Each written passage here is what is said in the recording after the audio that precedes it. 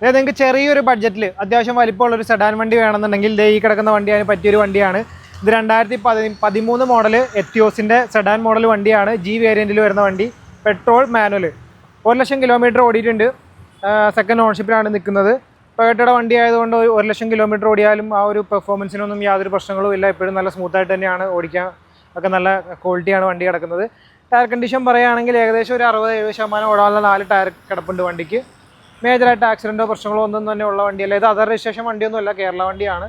ഇതിൻ്റെ ഫീച്ചേഴ്സായിട്ട് ഇപ്പോൾ സിസ്റ്റം ഉണ്ട്, പിന്നെ 4 ഡോർ പവർ വിൻഡോ വരുന്നുണ്ട്. അങ്ങനെയുള്ള ബേസിക് ആയിട്ടുള്ള കാര്യങ്ങളൊക്കെ തന്നെയാണ്.